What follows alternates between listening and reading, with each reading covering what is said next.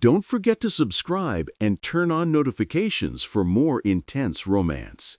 Now, let's dive into this steamy story. Miranda was in the kitchen, washing dishes from dinner. Then came a knock at the front door. She froze, her hands still submerged in soapy water. It was past 7 p.m., and she wasn't expecting anyone. Her father, Gary, sat beside the small dining table behind her, his hands trembling as he lifted a bottle of beer to his lips. He had been drinking since noon. She dried her hands on a towel and glanced at him. His face had gone pale. "Dad," she called, "are you expecting someone?" Gary didn't answer. He just stared at the door like it might swallow him whole. The knock came again, louder this time, like whoever was knocking was going to pull the door down. Miranda felt tense. Her father had been acting strange for weeks now.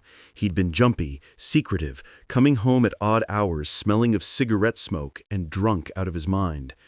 She had asked him what was wrong a dozen times, but he always brushed her off with a fake smile and empty promises that everything was fine. But she knew it was in fact the opposite, and everything was not fine. She walked to the door and opened it. 3 men stood on her doorstep. The first 2 men were large, broad-shouldered men in suits. They looked terrifying. But it was the 3rd man who made her breath catch in her throat. He was tall and muscular, standing between them in a black coat that looked like it cost a fortune. His dark hair was neatly brushed back, revealing a striking, handsome face. Miranda found herself staring, unable to look away. "Who are you?" she asked, folding her arms, one leg slightly out as she waited for an answer. For a fleeting second his eyes worshipped her, admiring the goddess standing before him in casual clothes, before he caught himself. "Miranda Cole," his husky voice uttered with conquering confidence. What? How did he know her name, she wondered. "Yes," she replied, keeping her voice steady, even though her heart was racing. "Dante Valerio." He said his name like he should know it, like he was a living, breathing god. "Please," Gary's voice cracked, "please, I just need more time. I can get the money. I swear, I just need—" "You've had time." Dante stepped into the house without being invited. His men followed.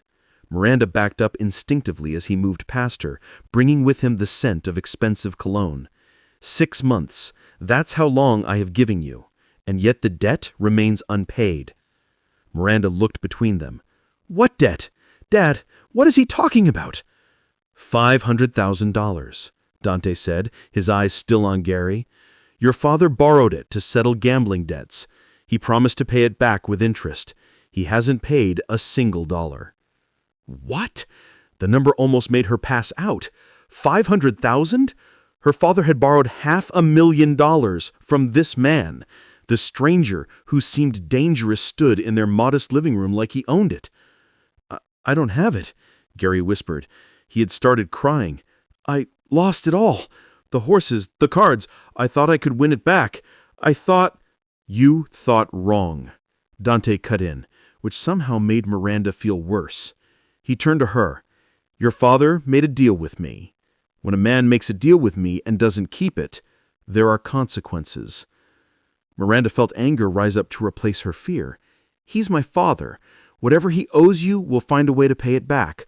We'll set up a payment plan, or—" "There is no payment plan." Dante took a step toward her. His men stayed by the door, silent and watchful. "There is only the debt and how it will be settled." "Then what do you want?" She lifted her chin, meeting his cold gaze, even though everything in her screamed to look away. "Are you going to kill him? Is that how you people work?" For just a moment, Miranda saw pain underneath his cold eyes, but it was gone as quickly as it came. "I could kill him," he threatened. "That would be the simple solution, your father's life for his debt." "No," she panicked. "Please, there has to be another way." Dante studied her in silence. His eyes moved over her face, down to where her hands were clenched at her sides, then back up again. She felt naked under that gaze, like he could see straight through her skin to everything she was trying to hide. "There is another way," he finally stated. Hope bloomed in her chest. What is it? I'll do anything. I work as a psychologist at a community school. I don't make much, but I can give you everything I earn. I can get a second job, a third job if I have to. I don't want your money, Miranda. The way he said her name made butterflies flutter in her stomach. Like he'd been the one to name her and she belonged to him. Then what do you want? He moved closer, close enough that she could feel the heat coming off his body. You, he said simply. There was silence between them for a few seconds. Behind her, Gary made a sound of protest. No, not my daughter. Please, take me instead, kill me, but let her be. Quiet. He didn't even look at him. His eyes stayed locked on Miranda's. You come with me. You stay in my house as my captive until the debt is settled. Those are my terms. Your captive? Miranda's voice came out breathless. For how long? As long as I decide. And what happens while I'm your captive? His lips curved into an almost smile. You become mine, my mistress. You warm my bed, you obey my commands, you belong to me body and soul. The words should have terrified her. They did terrify her.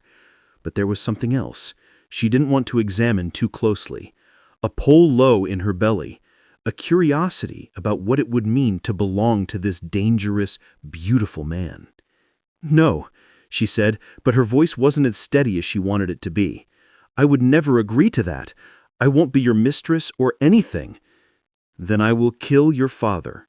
He said it without emotion, and from the look in his eyes, Miranda knew that he meant it. I put a bullet in his head right here in your living room, and you spend the rest of your life knowing he died because you were too proud to save him. You're a monster, she whispered. Yes, he didn't deny it, but I'm a monster offering you a choice. Come with me willingly, and your father lives. Refuse, and he dies. It's very simple. Miranda looked at her father. He was slumped in his chair, tears streaming down his face, looking old and broken and pathetic. Anger burned in her chest. Anger at him for being weak, for gambling away money he didn't have, for putting her in this impossible position. But underneath the anger was love. He was still her father, the man who had raised her, who had held her hand at our mother's funeral. He'd never gotten over her mother's death. Her mother had died in a hospital after being knocked down by a hit-and-run driver. She couldn't let her father die too. If I agree, she exhaled, turning back to Dante, you promise my father won't be hurt? You have my word. The word of a criminal? She laughed, but there was no humor in it. That's supposed to comfort me? I may be a criminal, Miranda, but I keep my promises. His hand came up, and she flinched, but he only tucked a strand of hair behind her ear. His fingers were warm against her skin. Come with me. You just might see that being my play toy won't be as terrible as you think. You're asking me to be your whore. I'm asking you to be mine. His thumb brushed across her cheekbone. She wanted to pull away from his touch, but found she couldn't move. There was something magnetic about him, something that drew her in as much as her mind screamed at her to run. Their eyes locked, and for a moment, the room fell away. It was just the two of them, connected by some invisible thread she didn't understand. I need time to think. You have 30 seconds. That's not 25 seconds. This isn't fair. 20 seconds. Fairness has nothing to do with it. His hand dropped away from her face. 15 seconds. Your father lives or dies based on what you decide right now. Miranda's mind raced. She could run, try to fight, call the police, but she knew none of those options would work. This man, this Dante Valerio, had walked into her home with the confidence of someone who owned the world. The police wouldn't help her. No one would help her. She was alone with this choice. 5 seconds, Dante pressed. Okay. The word came out before she could stop it. Okay, I'll go with you. Just don't hurt him, please. Dante's expression didn't change, but something in his eyes softened. Good girl, he murmured, and the praise sent an unwanted shiver down her spine. He turned to his men. "Until I say otherwise, Gary is not to be harmed." The men moved forward. Gary tried to stand, reaching for Miranda. "Forgive me, Miranda."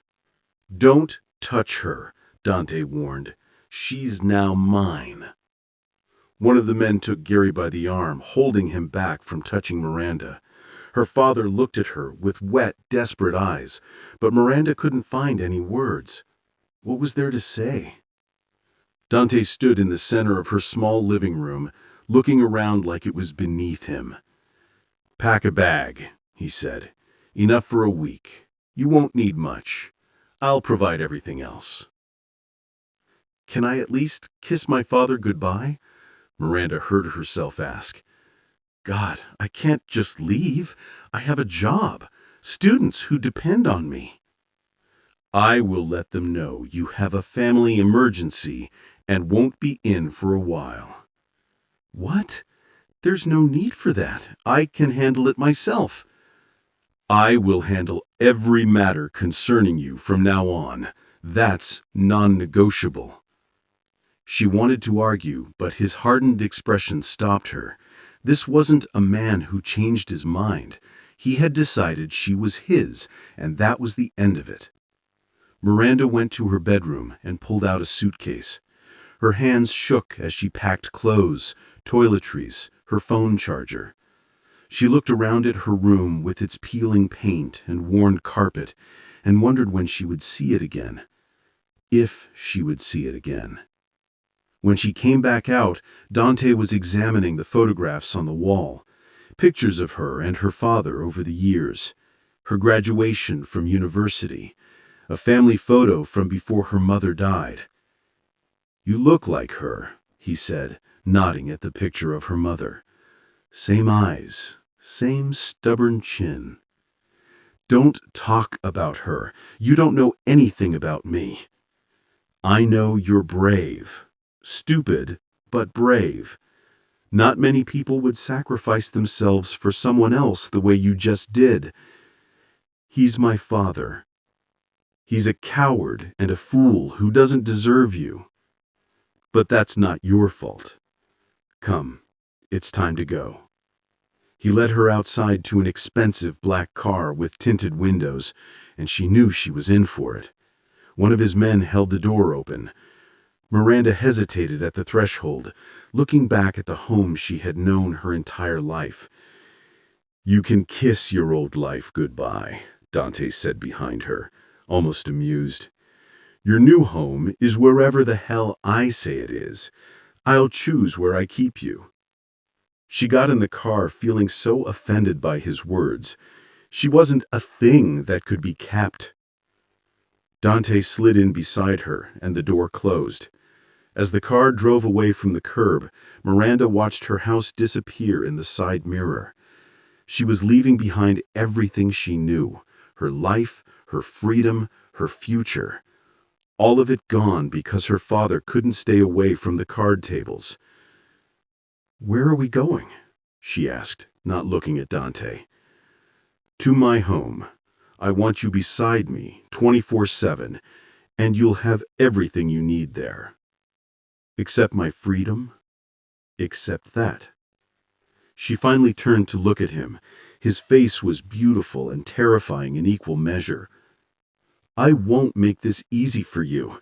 I'm not going to be some docile little prisoner who does whatever you say." His lips curved into that not-quite smile again.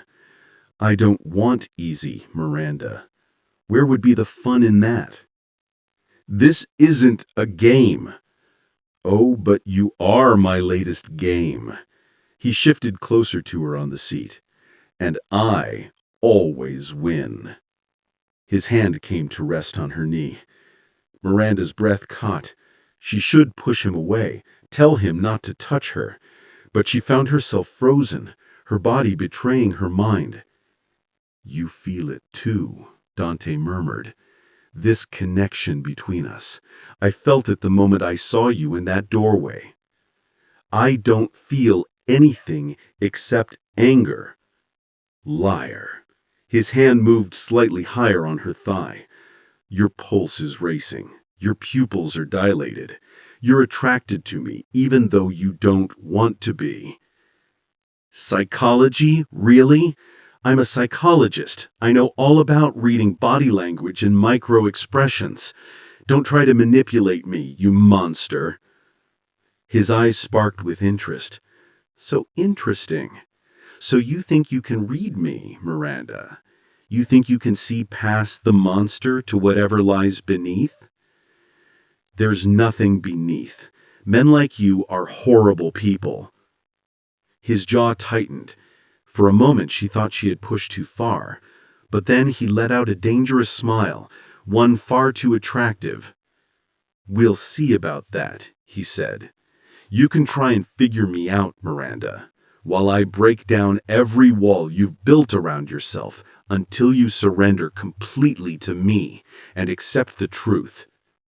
What truth? He leaned in close, his lips almost brushing her ear. That you already want me, even though you know you shouldn't. Then he pulled back, removing his hand from her thigh. Miranda sat there breathing hard, her skin burning where he had touched her. He was wrong. He had to be wrong. But as the car drove through the streets, she couldn't quite convince herself of that. Dante Valerio had claimed her as payment for a debt. She was his captive now, his prisoner. And, God help her, part of her wanted to know what that would mean. The car drove into Dante's estate, carrying her toward a fate she couldn't escape and wasn't sure she wanted to. Miranda pressed her face closer to the car window as they drove up the long driveway to the mansion. Its black gates had opened automatically when they approached it. "Welcome home," Dante said beside her. "This isn't my home," Miranda countered as her eyes surveyed her new environment. It looked more like a fortress than a home. It is now. The car stopped in front of the entrance. One of Dante's men opened the door and Miranda stepped out. She clutched her suitcase, feeling ridiculous out of place with her cheap bag. Dante came around the car and placed his hand on the small of her back. The touch was possessive, claiming. It sent heat through her body, even as her mind rebelled against it. "Let's go in." The inside of the house was glamorous. Miranda felt like she'd stepped into heaven, but she couldn't help but notice the armed men at every corner. Who are all these men? He turned to look at her. Do they scare you? Should they? That depends on how well you behave. He continued walking, expecting her to follow. Come, your room is upstairs. Miranda followed him up the staircase, her hand trailing along the banister. Do you have any family? Dante's shoulders go rigid. For a moment he stopped walking. Then he answered coldly, No, they're dead. I'm sorry. Don't be. You didn't kill them. Though the people who did are dead now too. I made sure of that. The casual way he said it made my stomach turn. This man had killed people, probably many people, and now I was alone with him in this enormous house with no way to escape. They walked down a hallway lined with doors. Dante stopped at one near the end and opened it. This is yours. Miranda stepped inside and tried not to let her jaw drop.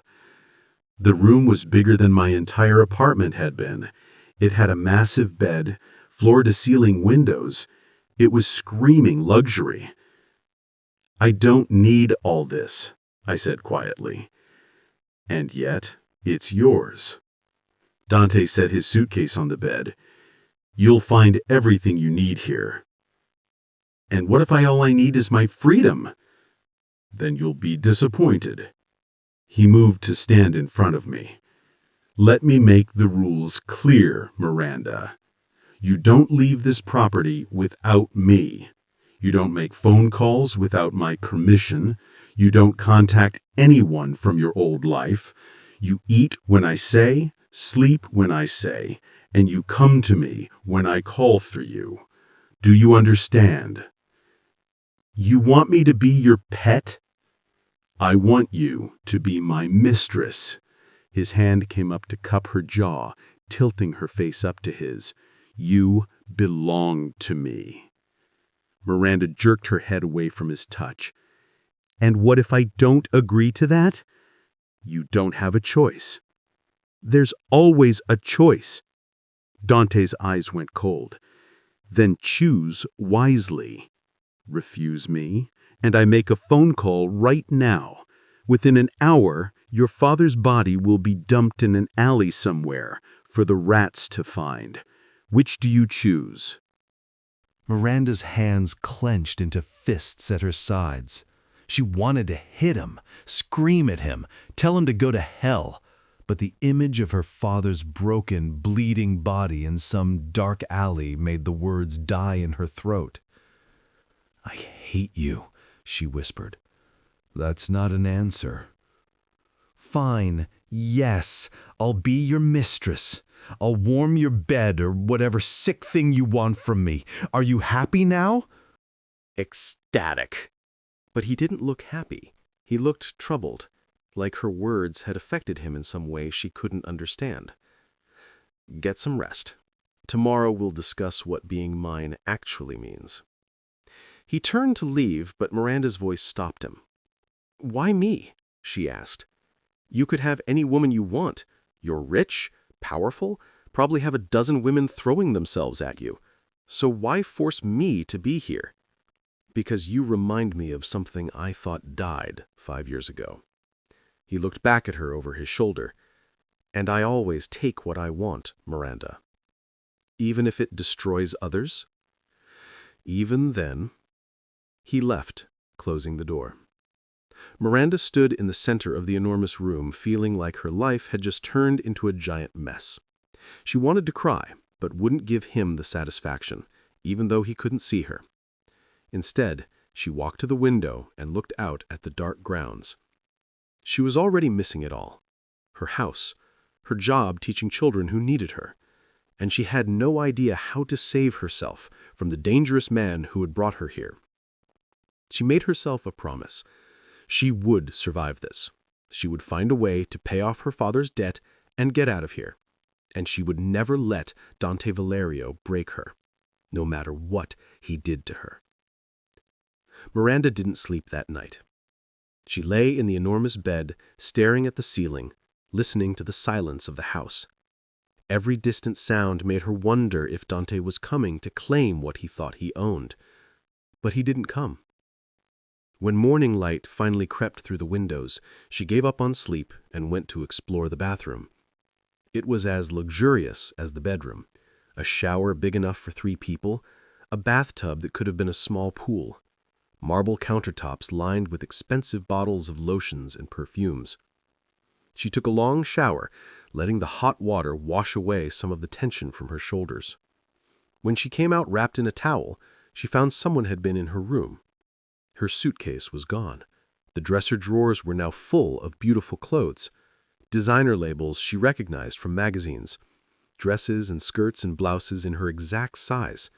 Expensive underwear made of silk and lace. She wore jeans and a simple t-shirt from the new wardrobe, refusing to wear the dresses. Small rebellion, but it was all she had. She wasn't going to dress herself up for his pleasure. When she opened her bedroom door, she found one of Dante's men standing in the hallway. He was young, maybe 30, with a scar running down his left cheek. "Mr. Valerio requests your presence at breakfast." "And if I refuse?" "Then I will carry you there." He was blunt. Miranda lifted her chin. "I can walk." He led her through the mansion's hallways. They entered a dining room. Dante sat at the head of it, reading something on his phone. He wore a black shirt with the sleeves rolled up, revealing muscular forearms. He looked up when she entered. "You're wearing jeans," he observed. "Yes." "Shame. I was looking forward to seeing you in a dress." "I didn't want to wear one." A slight smile touched his lips. "Sit. Eat." Miranda sat opposite him as an older woman appeared from a side door carrying plates of food.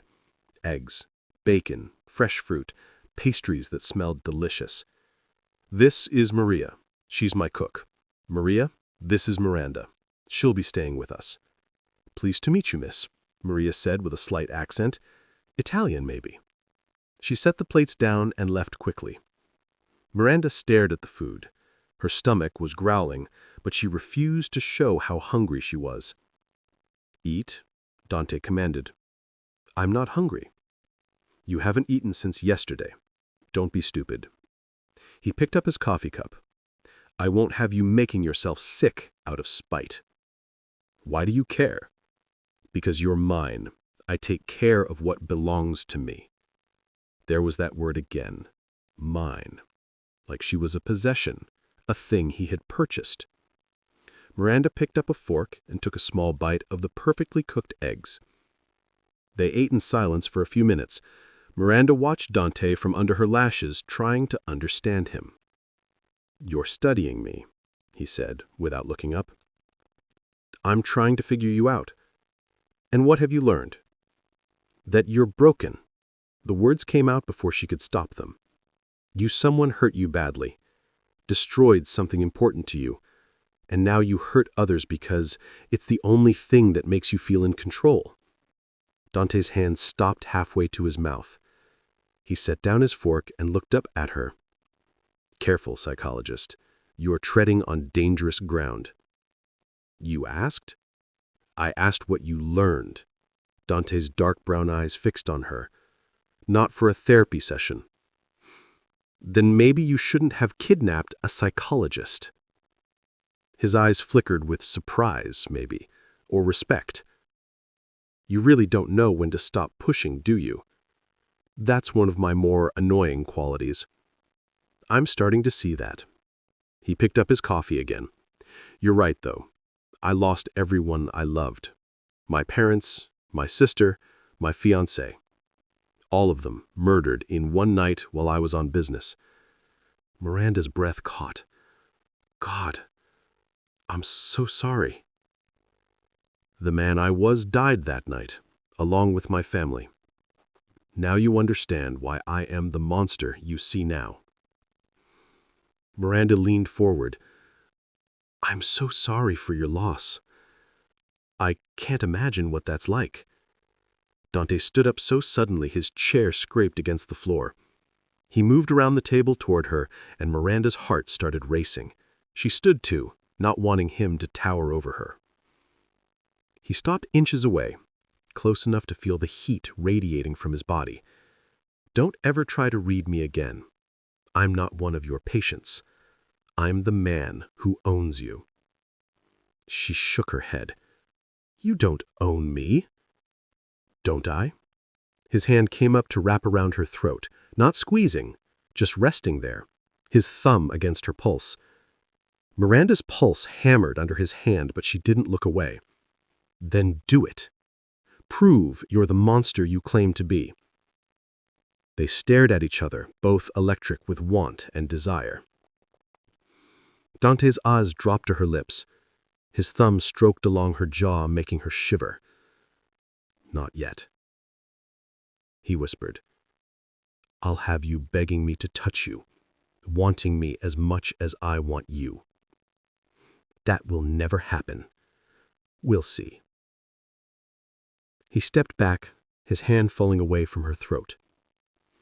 "I have business to attend to today. You'll stay in the house. Marcus will be outside your door if you need anything. Don't try to leave the property. I have men everywhere and they have orders to bring you back if you run." "So I'm just supposed to sit here like a good little prisoner?" "Precisely," he retorted before leaving. Miranda stood alone in the enormous dining room, her hand coming up to touch her throat where his fingers had been. Her skin still tingled from his touch. She hated him. She hated this place. She hated that her father's weakness had put her here. But most of all, she hated the small, traitorous part of herself that had liked the feeling of Dante's hand on her throat. the part that had wanted him to kiss her when he stood so close. She pushed the thought away violently. No, she wouldn't let him get in her head like that.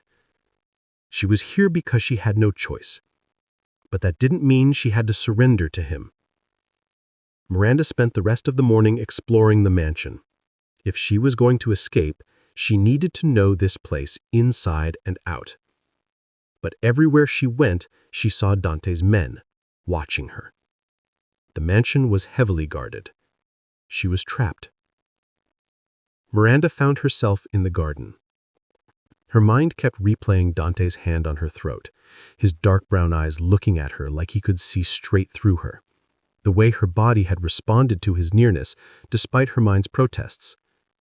She was in deep trouble, because Dante Valerio was right about one thing. There was a connection between them she couldn't explain, and if she wasn't careful, it would destroy her. Miranda waited 3 days before making her move. 3 days of learning the mansion's routines. 3 days of watching the guards change shifts. 3 days of playing the obedient captive while her mind worked constantly, cataloging every detail, every weakness, every possible way out.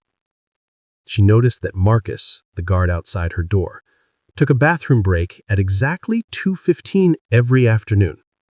He was gone for 7 minutes. 7 minutes where the hallway was empty. She noticed that the kitchen staff left at 4 p.m. sharp. Maria was always the last one out, and she used the side door near the gardens. She noticed that Dante left the mansion every morning at 8 a.m. and didn't return until evening. Whatever business he conducted, he did it away from home. On the third night, Miranda lay in bed and finalized her plan. It was risky, probably stupid, but she couldn't stay here. Couldn't let herself become what Dante wanted her to be. The next afternoon, she put her plan into motion. At 2:15, she heard Marcus's footsteps moving away from her door. She counted to 30, then slipped out of her room. The hallway was empty. She moved quickly toward the servants' stairs. The ones she discovered led down to the kitchen. Her heart pounded, so hard she thought it might break through her ribs. Every sound made her jump. But she made it to the kitchen without being seen. Maria was washing dishes, her back to the door. Miranda waited until she turned to the stove, then slipped past her toward the side door. Her hand reached for the handle. "Where do you think you're going, miss?" Miranda froze. Maria had turned around, drying her hands on her apron. Her kind eyes looked sad. I just need a break. This house feels so choking," Miranda said quietly. "Please, I just want to breathe without having some armed man following me." "Mr. Valerio will be very angry if you go outside." "I don't care about what he wants." She sighed. "I will only be outside for a few minutes, please." Maria studied her for a long moment. Then she sighed. "Only a few minutes." She turned back to the sink. "The code door is 4739. Please don't waste too much time outside." Miranda's throat tightened. "Thank you." She punched in the code with shaking fingers. The door opened. Freedom. Miranda ran. She crossed the lawns, heading for the tree line she'd seen from her window. If she could reach the woods, she could lose herself in them, find a road, flag down a car, get help. For the first time in days, Miranda felt like she could breathe. She was halfway to the trees when she heard shouting behind her. "The girl! She's running!" Miranda ran faster, her lungs burned, her legs pumped. Just a little further, just a few more yards. She reached the tree line. Branches scraped her arms, roots tried to trip her, but she kept running, dodging between trees, heading deeper into the forest. She could hear them behind her, crashing through the underbrush, calling to each other, getting closer. Miranda's foot caught on something and she went down hard, her hands scraping against rough bark. She scrambled back up, ignoring the pain, and kept running. But they were faster. Trained. They knew these woods. A hand grabbed her arm and yanked her backward. Miranda screamed and tried to pull away, but another man appeared in front of her. Then another. 3 of Dante's guards surrounding her, blocking any escape. "Let me go!" She struggled against the grip on her arm. "Boss's orders," one of them said. "You don't leave the property." I'm not his property, she yelled. Don Dante owns you, young lady, and nobody defies the boss and gets away with it. The man holding her arm was tall and broad, with cold eyes and a sneer on his face. He pulled her closer, his other hand coming up to grab her hair. Little bird thought she could fly away, he said, his breath hot on her face. Maybe we should clip her wings before we bring her back. Touch me and Dante will kill you, Miranda said, trying to sound braver than she felt. No, he'll be happy I put you in your place. His hand tightened in her hair, pulling until tears sprang to her eyes. And maybe he doesn't need to know everything that happens out here in the woods. Maybe you fell and hit your head. Maybe you needed some help standing up. His intentions were obvious in the way he took his eyes down her body. Miranda's blood went cold. She tried to pull away from his grip, but she couldn't. The other two guards stood watching, not interfering but not helping either. Please, she whispered, don't. Such pretty manners. He leaned closer. I wonder if you'll say please when I... Bang! The sound of a gunshot. The man holding Miranda jerked and stumbled backward, a red stain blooming on his shoulder. His hand released her hair and she fell to the ground. Miranda looked up and saw Dante standing at the edge of the clearing. He looked furious. His dark brown eyes blazed with intense rage. The gun in his hand was still pointed at the man who'd grabbed her. His jaw was clenched and you could see the muscle jumping. Don Dante, the wounded man gasped. Boss, I was just touching what belongs to me. Dante's voice was deadly. He walked forward, his gun still in his hand. The other two guards backed away, their hands up in surrender. I told you all, Dante roared. No one touches her but me. No one looks at her wrong. No one even breathes near her without my permission. Did I not make myself clear? Yes, boss, but she was escaping and what? You thought you'd take liberties while bringing her back? Dante pressed the gun against her forehead. You thought I wouldn't find out? That I didn't care? Please, I'm sorry, You're sorry you got caught. Dante's finger moved to the trigger. Should I kill you here, or make an example of you in front of the others? Dante, no! Miranda scrambled to her feet. Don't kill him! Dante's eyes flicked to her. Why not? He was going to hurt you. I know, but killing him won't change that. She took a step toward him, her hands out. Please, you've made your point. He won't touch me again. No, he won't. Dante pulled the trigger. But the gun clicked empty. He'd already fired his only loaded round into the man's shoulder. The man collapsed to his knees, sobbing in relief and pain. Dante lowered the gun and turned to the other two guards. Get him to a doctor. Then make sure everyone knows what happens when my orders are disobeyed. The next person who touches her dies. There will be no second chance. Understood? Yes, sir. They hauled their injured companion away, leaving Dante and Miranda alone in the woods. For a long moment, neither of them spoke. Dante stared at her, his chest rising and falling with harsh breaths.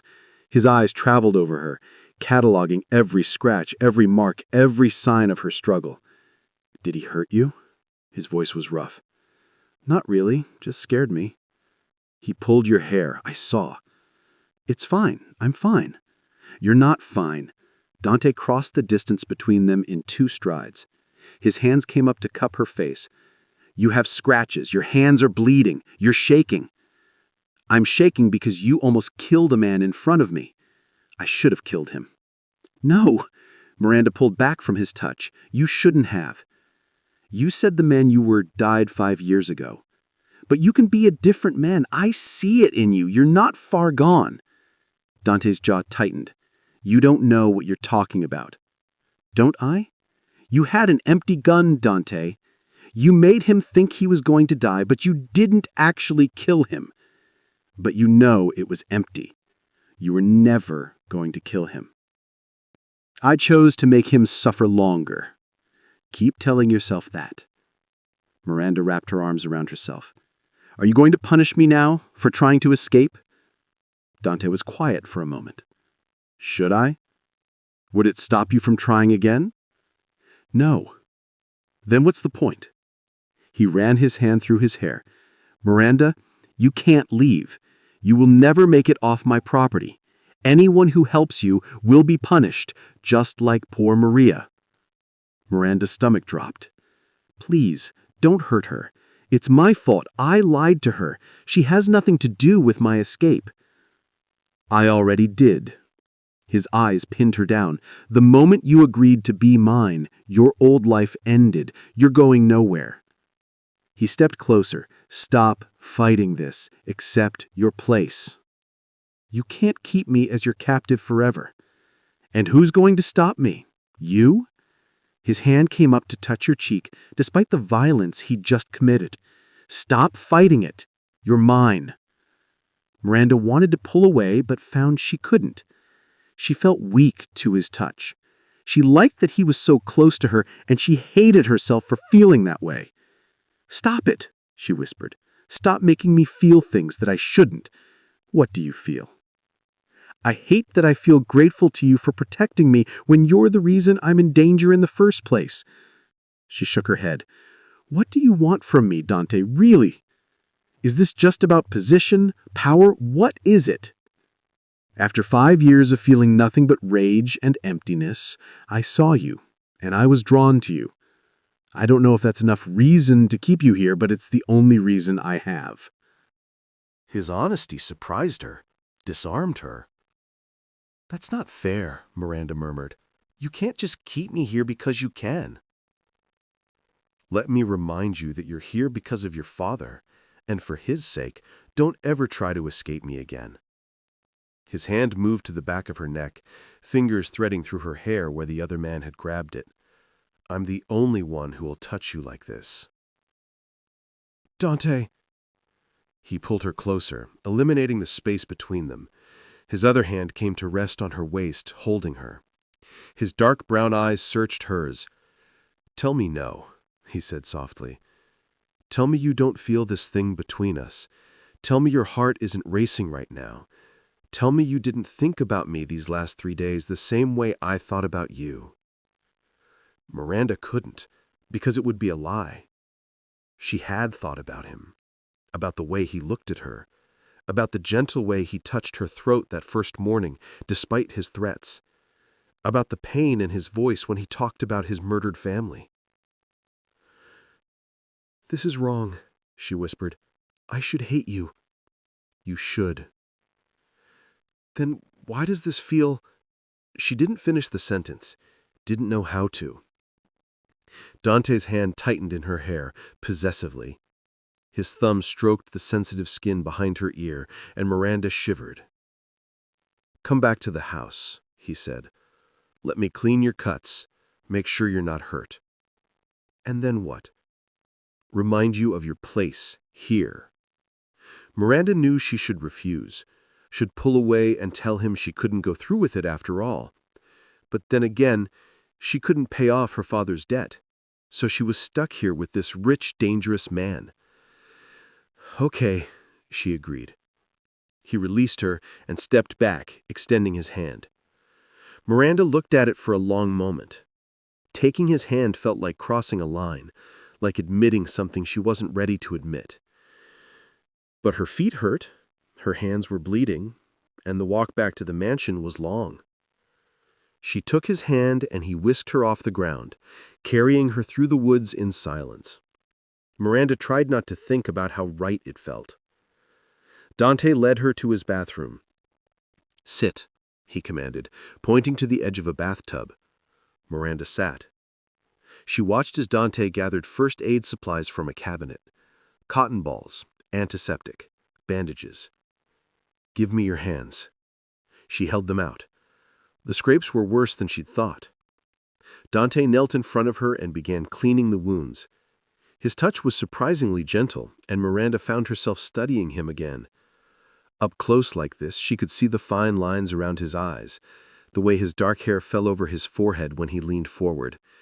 He was beautiful in a harsh, dangerous way. "You're staring," he said without looking up. "You're not such a monster after all." Miranda winced as the antiseptic burned. "Monsters don't kneel down to clean someone's scrapes. They don't fire warning shots instead of killing shots. They don't look sad when they talk about their dead family." "Don't be fooled, Miranda." "I get it. You're pretending to be a monster because it's easier than dealing with the pain." Dante's hands stilled. He looked up at her, and for just a moment she saw past the cold exterior to the man underneath. The one who was hurt. The one who turned to rage and vengeance instead of grief. "Stop analyzing me," he murmured. "I can't help it. It's what I do." "Then analyze this." He leaned forward, his hands moving from her wounded palms to her wrists. "Why don't you fight me when I touch you? Why does your pulse race? Why are you letting me this close when you should be pushing me away?" Miranda's breath caught. "Because I'm tired and scared, and I don't have the energy to fight right now." Liar. His thumb stroked the inside of her wrists, finding her racing pulse. "You're not too tired. You're curious. You want to know what it would feel like if I kissed you. That's not, isn't it?" He rose slowly, still holding her wrists, bringing his face level with hers. "Tell me I'm wrong. Tell me you haven't thought about it." She had. God help her, she had. Late at night in her enormous bed, she'd wondered what it would be like, what his lips would feel like, what kissing the great Mafia King Dante would feel like. "This is a bad idea," she whispered. "Are you sure?" He moved closer, his breath warm on her lips. Miranda should have told him to stop, should have pushed him away and reminded him that she was here against her will, that whatever this was, it wasn't real. But she didn't. Dante's lips touched her softly, questioning, giving her time to pull away, but she didn't. The kiss deepened. His hands released her wrists and moved to her waist, pulling her closer. Miranda's hands came up to his shoulders, gripping the fabric of his shirt. He kissed her with desperation, like she was the air he needed to breathe. His tongue traced her lower lip, and she opened for him, letting him in, tasting him back. It was nothing like she had imagined. It was better and worse and more confusing than anything she'd ever felt. When he finally pulled back, they were both breathing hard. Dante rested his forehead against hers, his eyes closed. "Tell me you felt nothing." "I can't." "Tell me you still want to escape." "I do." She pulled back to look at him. "But I also want to do that again, and I don't know how to reconcile those two things." "You don't have to." His hand came up to cup her face. "I am all that you should want." He stepped back, putting distance between them. "Your hands are bandaged. You should rest." Miranda looked down at her hands. At some point during the kiss, he had finished wrapping them. She hadn't even noticed. "Dante." He moved toward the door. "Get some sleep. Tomorrow I have a business dinner to attend. You're coming with me." "Why?"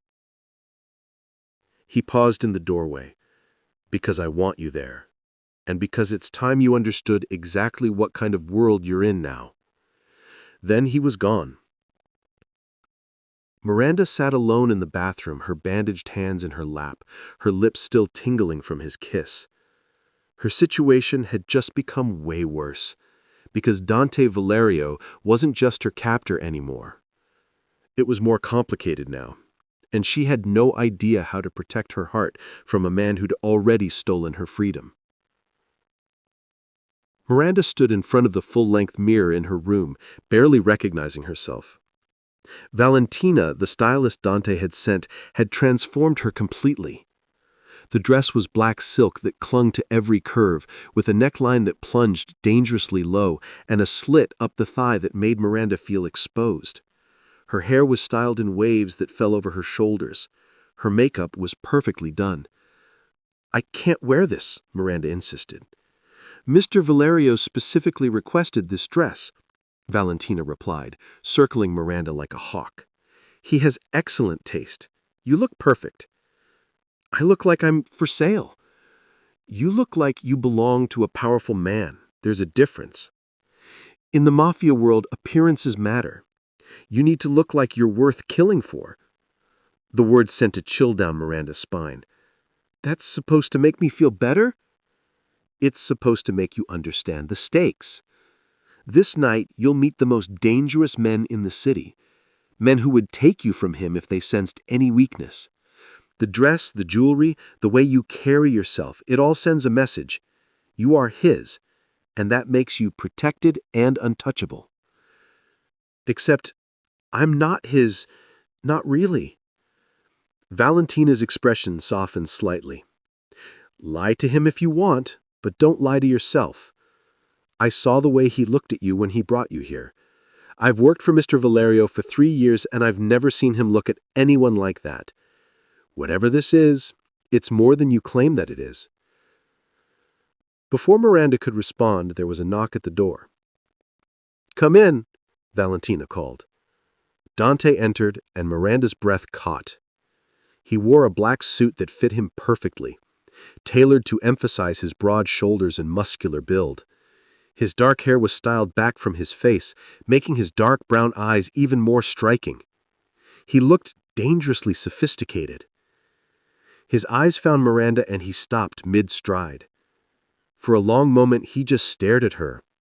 Heat and possession flickered in his eyes, making Miranda's pulse race. Leave us, he said to Valentina without looking away from Miranda. The stylist gathered her things quickly and left, closing the door behind her. Dante crossed the room, his eyes traveling over Miranda with an intensity that made her skin flush. He circled her, his gaze hungry, possessive, like he was cataloging every inch of her, committing it to memory. You look... He paused behind her, his hands coming to rest on her bare shoulders. Breathtaking. Miranda met his eyes in the mirror. Thank you. You're so beautiful, Miranda. You belong with me. Trust me, I'm not that beautiful. It's just the dress. His thumb stroked along her collarbones, following the line of the diamond necklace. You are the most beautiful woman I've ever laid eyes on. And every man in that room tonight will see you and know you're mine. I'm not a trophy. No, you're far more valuable. He leaned down, his lips brushing her ear. You're the one thing I can't afford to lose. Miranda shivered despite herself. You barely know me. I know enough. I know you're brave enough to try escaping, even when it's hopeless. I know you stopped me from killing a man who deserved it. I know you kiss me back, even when you hate yourself for it. His hands slid down her arms, and I know that when I touch you, your breath catches, just like it's doing right now. He was right, her heart racing. This doesn't change anything, she whispered. I still want my freedom. I know. But tonight I need you to pretend you're happy to be with me. Can you do that? Miranda turned to face him. Why? Why does it matter what they think? Because Marco Terrasso will be there tonight, a rival who's been gunning for my seat. Dante's expression hardened. He's been looking for a weakness to use against me. If he senses that you're here against your will, he'll try to take you, use you to get to me. So you think you're protecting me? Everything I do is about protection. His hand came up to cup her face. I've lost everyone I cared about. I won't lose you too. The honesty in his voice made Miranda's chest tighten. She reached up and covered his hand with hers. I'll pretend, she whispered. But Dante, eventually you're going to have to let me go. You can't keep me as your prisoner forever. Watch me. He leaned down and kissed her, claiming her mouth like he owned it. When he pulled back, his eyes were blazing. Ready? Miranda wasn't, but she nodded anyway. The restaurant was in a part of the city Miranda had never been to. Dante's hand rested on the small of her back as they entered, possessive, protective. The private dining room was already filled with men in expensive suits and women. Conversation stopped as Dante entered, eyes turned toward them. "Dante Valerio," a voice called out, fashionably late as always. The speaker was a man in his late 40s. He stood near the head of the table, a wineglass in his hand and a predatory smile on his lips. "Marco Terrasso," Dante uttered. From the look on his face, he and Marco didn't see eye to eye. Miranda felt Dante's hand tighten on her back. "Marco," Dante started, "I didn't realize punctuality was a requirement for these dinners. I thought the point was to eat and pretend we all don't want each other dead." Everyone laughed. "Indeed." Marco's eyes shifted to Miranda. "And who is this lovely creature? I don't believe we've been introduced." "This is Miranda Cole," Dante said with pride. His arm slid around her waist, pulling her against his side. "My woman." Miranda held herself back from speaking. His woman. She didn't think he was going to lie publicly that they were dating, but she kept her expression neutral, let her body relax against Dante, and smiled politely. "Your woman?" Marco's eyebrows rose. My, the legendary Dante Valerio, finally smitten by a woman. I never thought I'd see the day. "There are many things you'll never see, Marco. My weaknesses are among them." Dante just had to chip in. "Miranda, this is Marco Terrasso. He runs the construction unions in the city." She extended her hand. "It's nice to meet you, Mr. Terrasso." Marco took her hand and brought it to his lips as his calculating eyes met hers. "The pleasure is mine, Miss Cole. Tell me, how did Dante convince someone as lovely as you to be in his hard life? I imagine it took quite a bit of persuasion." He was fishing, trying to see if she was here willingly. Miranda felt Dante tense beside her, but she kept her smile in place. "No persuasion necessary," she lied smoothly. "When you meet someone who makes you feel alive, you don't walk away, no matter how dangerous they might be." She looked up at Dante as she said it, putting all the conflicted emotions she felt into her eyes, making it look like devotion instead of captivity. Dante's expression softened. He leaned down and kissed her forehead to make it all look real. "You see, Marco," Dante said, "Miranda chose to be with me." "How touching." Marco released Miranda's hand. "Well, congratulations to you both. I'm sure you'll be very happy together." The threat was subtle but clear. He didn't believe them, and he would be watching. Dinner continued in tension. Miranda sat beside Dante at the long table, her hand occasionally resting on his arm or his thigh to sell the illusion of intimacy. Dante played his part too, his fingers trailing along her bare shoulder, his lips brushing her temple when he leaned in to whisper something. To anyone watching, they looked like a couple in love. But Miranda could feel the danger in the room. These men and the few women among them were only pretending to be civilized. "So, Miss Cole, what do you do? I imagine Dante prefers a woman with brains as well as beauty." "I'm a psychologist, although I work with children." "How fascinating." Marco's smile didn't reach his eyes. "And what does a psychologist think of a man like Dante Valerio?" The table went quiet. Everyone was listening now. Miranda could feel Dante's tension, could sense him ready to intervene if she stumbled, but she didn't need his help. "I think," she said carefully, "that people are more than their worst moments, that bad situations shape us, but don't have to define us. And I think that everyone deserves someone who sees past the armor they wear to the person underneath." She looked at Dante as she said it, and found him watching her with an expression that made her want him even more than she already did. "How lovely," Marco said, his tone mocking.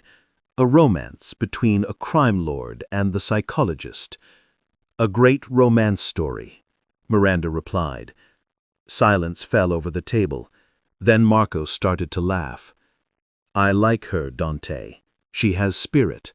Let's hope you don't end up breaking it." "Miranda won't break," Dante retorted. His hand found hers under the table, squeezing. "She's a strong woman." An hour later, Miranda excused herself to find the bathroom. The tension at the table was becoming unbearable, and she needed a moment alone to breathe. The restaurant's bathroom was as elegant as the rest of the place.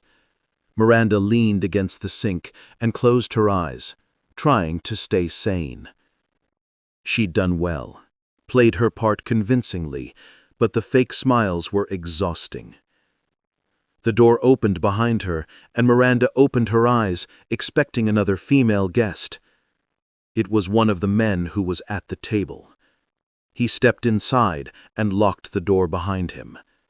Miranda's blood went cold. "This is the women's bathroom." "I know." He moved closer, his eyes traveling over her in a way that made her skin crawl. "I wanted a private conversation, away from Dante's watchful eyes. We have nothing to talk about." Miranda moved toward the door, but he stepped in front of it, blocking her path. "I think we do. You see, I'm Marco's right-hand man, Antonio Hugo. And I don't believe your little performance out there. I think you're Dante's prisoner, not your girlfriend. I think he took you because he's obsessed, and you're too scared to run." "You're wrong."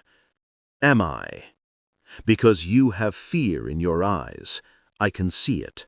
And if you're here against your will, maybe I can help you. Maybe Marco and I can arrange your freedom. For the right price, of course." Miranda tried to pull away, but he didn't let her go. "Let go of me." "Or what? You'll scream? Bring Dante running? Maybe I'll sample the merchandise first, see what has Valerio so obsessed that he'd claim you as his woman after only a few days." His hand slid down her throat, and Miranda brought her knee up hard, aiming. But Antonio was faster than she expected. He twisted, taking the blow on his thigh instead, and shoved her back against the sink. His hand wrapped around her throat, squeezing just enough to make breathing difficult. "Stupid girl," he hissed. "I was going to be gentle. Now—" The bathroom door exploded inward, the lock shattering. Dante stood in the doorway. If Miranda had thought he was angry in the woods yesterday, it was nothing compared to this.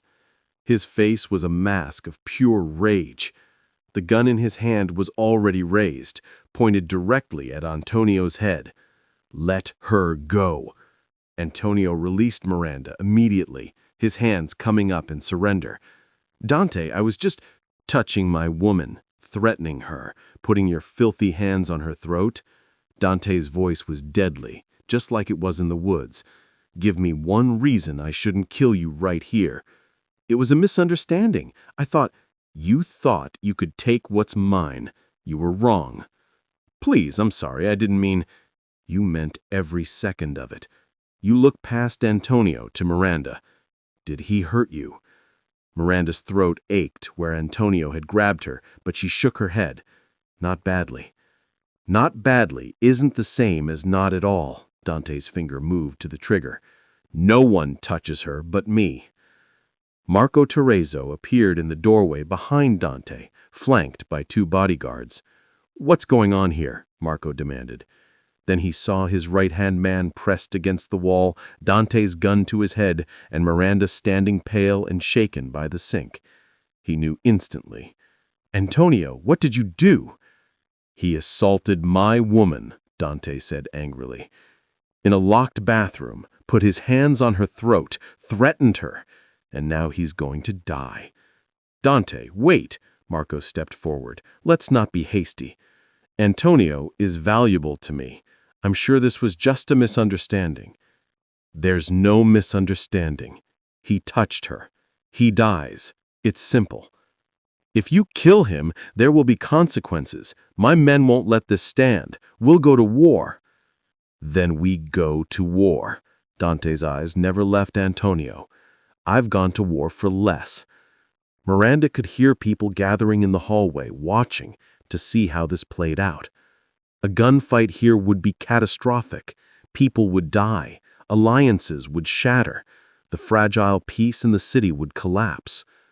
All because Antonio had touched her. Miranda stepped forward, her hand reaching out to touch Dante's arm. Don't, she begged, please. Dante's eyes shifted to her. He hurt you.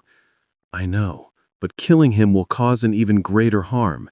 She moved closer, her hand sliding up to cup his face. Please, for me, don't do this. He deserves to die. Maybe, but do you deserve the war that will follow? Miranda's thumb stroked along his jaw, feeling the tension there. I'm okay. He scared me, but I'm okay. Don't destroy everything over me. You're worth destroying everything for. His words were fierce. Miranda felt tears prick her eyes. Then destroy everything for me tomorrow, but not tonight. Tonight, let me take you home. Let me prove that I'm fine. She leaned up and kissed him, right there in front of everyone, pouring every conflicted emotion she felt into the kiss. Gratitude that he'd come for her, fear of what he might do, and her growing desire for him. When she pulled back, Dante's eyes had softened slightly. His rage had receded. She'd managed to calm him. He looked at Marco. If I ever lay eyes on Antonio again, I'll kill him. Understood? Marco nodded. Understood. Dante lowered the gun, but before Antonio could move, he grabbed him by the throat and slammed him against the wall. His fists came down hard, each blow leaving Antonio black and blue. Touch her again. Touch any woman like that again, and I'll find you. I don't care where you run. I don't care who protects you. I will hunt you down and make you suffer in ways you can't imagine. Do you understand? Antonio nodded frantically, his face going purple. Dante released him, and Antonio collapsed to the floor, gasping. We're leaving, Dante said. He held out his hand to Miranda. Come. Miranda took it without hesitation. They walked out together, past the staring crowd, and past Marco's murderous glare. In the car, Dante pulled Miranda into his lap, his arms wrapped around her tightly. I'm sorry, he whispered into her hair. I should have been watching you more closely. I should have known Antonio would try something. I'm glad you came when you did. He pulled back to look at her face, his hand tilting her chin to examine her throat. Bruises were already forming where Antonio had grabbed her. I should have killed him. But you didn't, because I asked you not to. You stopped me from starting a war, from making enemies of half the families in this city. Why? Miranda wasn't sure how to answer, because the truth was complicated. She'd stopped him partly because a war would be catastrophic, partly because she genuinely didn't want more violence in her name, but mostly because somewhere in the last few days, she had started to care about what happened to Dante Valerio. Because, she paused, you said I was worth destroying everything for, but I don't want to be the reason you lose. You won't give me my freedom, but I still don't want you starting a war because of me. Dante stared at her for a long moment. Then he kissed her. You're a weakness, he whispered against her lips, making me feel things I swore I'd never feel again. What do you feel? I want you, he admitted. Miranda flushed. She was falling for him, against every instinct warning about having an unhealthy attachment. She was falling for her captor. I think I want you too, she said honestly. and that terrifies me." "Good." He kissed her again. Back at the mansion, Dante walked Miranda to her room, but at the door she stopped. Dante's eyes searched hers. "I want to come in, Miranda." "That doesn't sound like a good idea," she whispered. "Not tonight. I'm not ready." "I see," he nodded. "Good night, Miranda." Dante left knowing that he had to apply a different strategy if he wanted Miranda to become his willingly. A knock interrupted Miranda's thoughts. "Come in," she called, expecting Maria or one of the other staff. It was Dante. "I need to handle some business," he started. "You'll stay here. Marco will try to retaliate for last night. Until I know what form that retaliation will take, you don't leave the mansion." "Of course, I'm still your prisoner after all." "You never stopped being one." The words came out harsh. "Last night doesn't change that. Don't try to escape again." His eyes met hers hard. "Do you understand?" Miranda lifted her chin. "Perfectly." "Good." He turned to leave. "Dante, wait," Miranda sighed. "I'm losing my mind locked up here. This place feels like a fortress." "Change of plans," the corner of his mouth quirked, almost a smile. "You and I are going somewhere that'll make you feel better. Come with me." She crossed her arms, trying to hold back her excitement, not sure whether to believe him or not. "Really?" He gave her a knowing look. "Trust me." Miranda knew she shouldn't. Trusting him was dangerous, but she found herself nodding. He led her outside to where one of his cars waited. His driver opened the door, and Dante gestured for Miranda to get in. "Where are we going?" she asked as they moved away from the mansion. "You'll see." They drove through the city. Dante's hand found hers, his fingers intertwining with hers. Miranda almost felt like they were a normal couple. Finally, they pulled up in front of a building. Miranda recognized it immediately. Her community school. She looked at Dante in confusion. "Why are we here?" "Because last night you spoke about your work, and your eyes lit up when you talked about the kids. You missed them, and I wanted to see the place where you worked." They got out of the car. The school was closed for the evening, but lights were on inside. Through the windows, Miranda could see the interior. Peeling paint, old furniture, books held together with tape.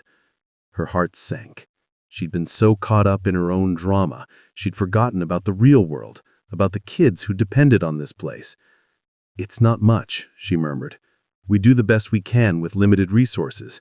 I usually run group therapy sessions, help kids process their emotions. Most of them have been through things no child should." Dante nodded as his eyes studied the building. "How much would it cost to fix this place? Make it somewhere kids actually want to be?" Miranda blinked. "What?" "How much?" His dark brown eyes met hers. "To renovate, update the facilities, buy new books and supplies, hire more staff. Make it a place parents would be glad to bring their children to, and not just because they can't afford anywhere else. And most importantly, better for the kids." "I don't know. Tens of thousands, probably? Maybe more." Miranda's eyes searched his. "Why?" "Because you care about it. And—" he paused, looking almost uncomfortable. "Because maybe I can do something good instead of causing destruction." His eyes scanned the place. Miranda stared at him. "You want to donate money to my school. I want to do more than donate. I want to transform it." He turned to face her fully. "Let me do this, not to control you, not to make you owe me, but because you're right. These kids deserve better." "Dante, I can't accept." "You can. You will." His hand cupped her face. "Let me do something that doesn't involve violence or crime." Miranda felt like she was staring at a different man. This was the man beneath the walls he'd built to shield himself, the one who'd lost everyone he loved. Miranda rose onto her toes and kissed him, letting her lips express the complicated emotions she couldn't put into words. When they pulled apart, Dante rested his forehead against hers. "I'm a different man around you, Miranda Cole. And that's the version of you Ravel City should see more of," she smiled. Over the next week, Miranda watched in amazement as Dante transformed her community school. He didn't just donate money, he became involved. Contractors appeared to renovate the building, new furniture was delivered, state-of-the-art educational supplies, a fully stocked library, computer, everything that children could possibly need. The school's director, Mrs. Rodriguez, wept when she saw what Dante had done. I can't believe—" She couldn't finish the sentence, too overcome with emotion. Dante looked uncomfortable with her gratitude, his hands in his pockets. "The kids deserve it," he said gruffly. "Miranda told me about the work you do here. Seemed like you could use some help." "Some help?"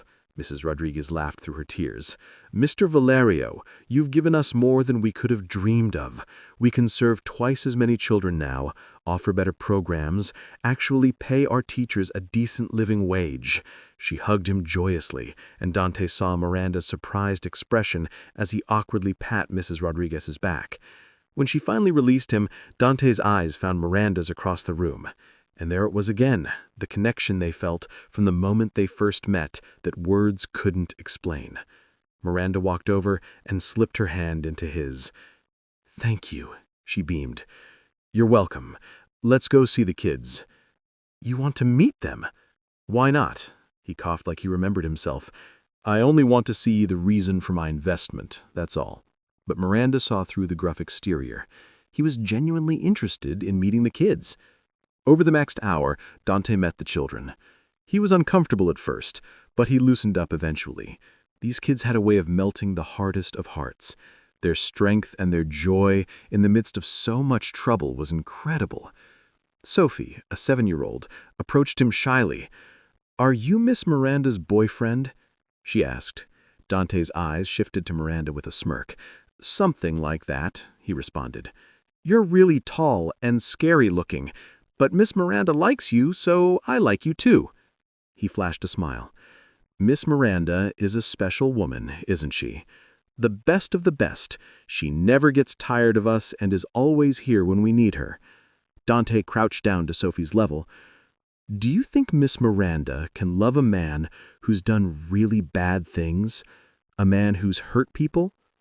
Miss Miranda says we all make mistakes. It's what we do after that matters."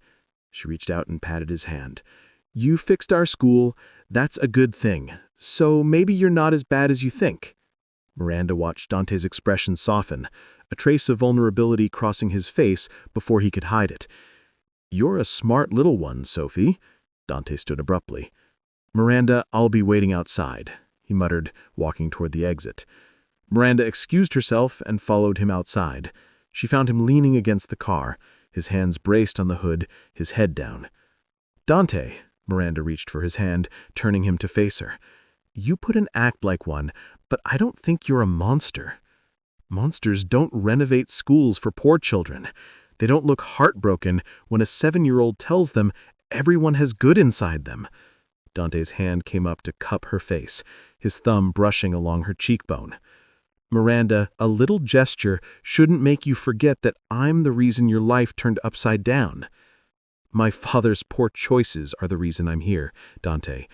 You were right when you said, but I didn't want to admit that to you. You can choose to be a better man. You're a weakness I'm finding so hard to contain." He kissed her, pouring all his confusion and hope and fear into the contact. When they pulled apart, both breathing hard, Dante pressed his forehead to hers. "You don't have to contain me, Dante. I'm already yours." Dante's dark brown eyes searched hers. He couldn't believe what he'd just heard. For the first time she'd agreed that she was his. He drew her close, wrapping his arms around her. That night they returned to the mansion. The drive back was quiet, both of them lost in thought. Dante's hand stayed knotted with Miranda's the entire way. When they arrived, he walked her to her room. They stood in the hallway outside her door, neither wanting the night to end. Miranda reached for him, her hands sliding along his jaw. Dante's hands found her waist, dragging her against him. They kissed as Dante's hands roamed her back, her sides, her curve. Miranda's fingers threaded through his hair, holding him close. "I want you," Dante said roughly. "Every second of every day. It's consuming me." "I want you too." Dante beamed. He had been waiting for her to say those words. His hips pressed against hers, letting her feel exactly how much he wanted her. Miranda gasped, heat flooding through her. Dante's lips moved against her neck. "I want to make love to you all night." Miranda's hands clutched at his shoulders, her body screaming yes, even as her mind hesitated. "Dante," she kissed him again, harder this time, claiming, "I've waited long enough." His hands moved under her dress, and Miranda's breath hitched. "Dante, wait." He froze immediately, his hand stilling. "Do you want me to stop?" Did she? Her body was screaming no. Every nerve ending was on fire. She wanted his hands on her, wanted him inside her, wanted to lose herself in him until nothing else mattered. But her mind kept whispering warnings. This was wrong. She was still his captive, and this was all about control for him. Dante seemed to read her hesitation. He stepped back, his jaw tight with frustration, and something else. Hurt. "I won't force you," he whispered. "I've done a lot of terrible things, Miranda, but I won't force this. I know, it's not that I don't want.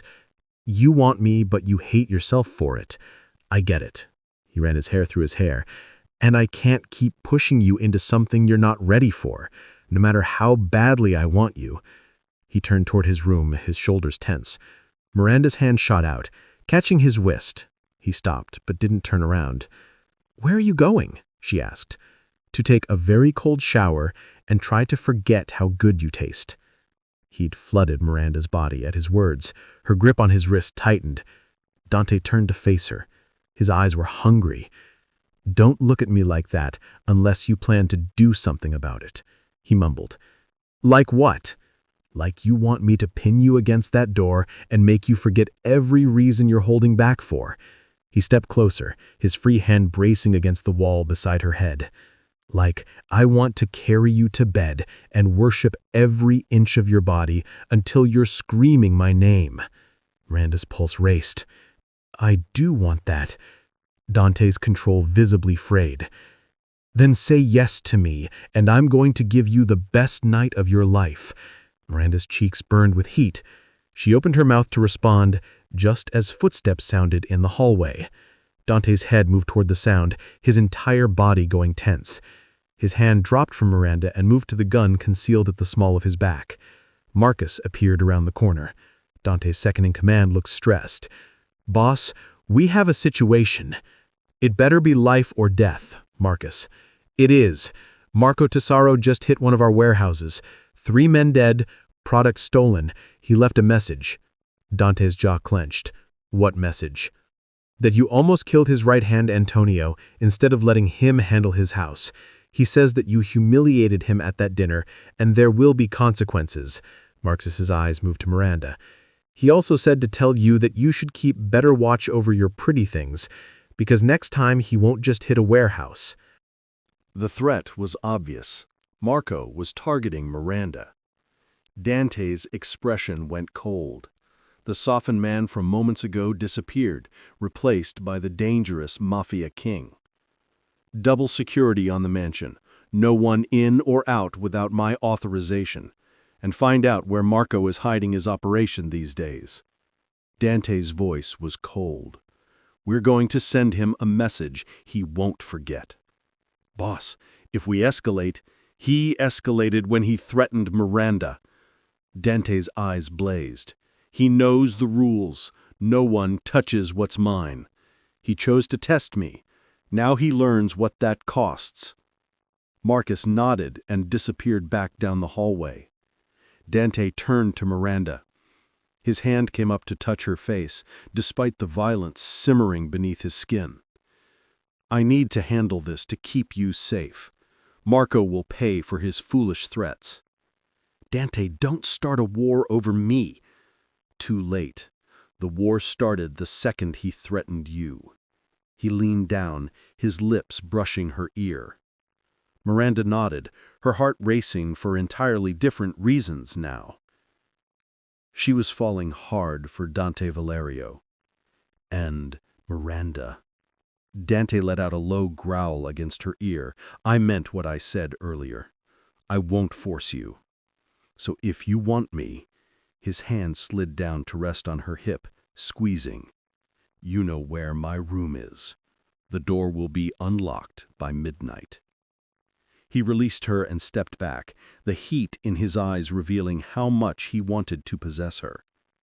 Then he turned and walked away, heading toward his office. Miranda stood frozen outside her door, her body still thrumming with unfulfilled desire, her mind spinning with everything that had just happened. Dante had given her a choice: come to him or don't. The decision was hers.